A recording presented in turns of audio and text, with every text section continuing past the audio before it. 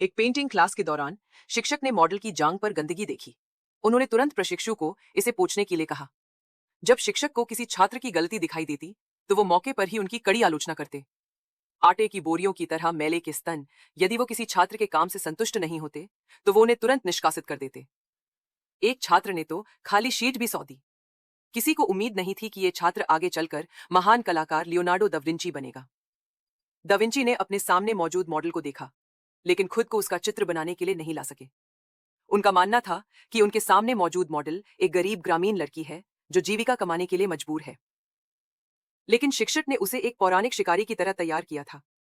Da Vinci ने उसमें कोई देवी नहीं देखी, लेकिन दा विंची ने इसे अस्वीकार कर दिया। उन्होंने बेले को स्टूल पर बैठने के लिए कहा, जैसा कि वो हमेशा करती थी, क्योंकि उन्होंने जो देखा वो एक शिकारी देवी नहीं थी, बल्कि एक साधारण ग्रामीण लड़की थी। फिर भी वो सिर्फ एक चारकोल स्केच से संतुष्ट नहीं था, वो एक ज्वलंत रंगीन चित्र बनाना चाहता था। इसलिए वो रात में शिक्षक के स्टूडियो में घुस गया और उन पेंट्स को चुरा लिया जिन तक केवल शिक्षक की ही पहुंच थी।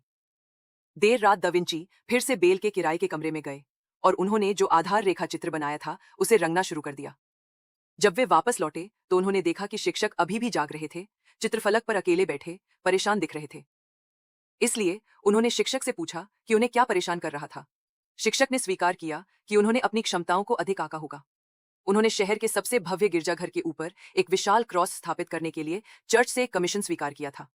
क्रॉस का वजन 18 टन था। यह उस समय एक अत्यधिक चुनौतीपूर्ण कार्य था, लेकिन यह बहुत सम्मान का भी था। चाहे उन्होंने मशीनरी को कैसे भी डिजाइन किया हो, वे क्रॉस को वांछित ऊंचाई तक उठाने के लिए केवल एक क्रेन का उपयोग कर सकते थे।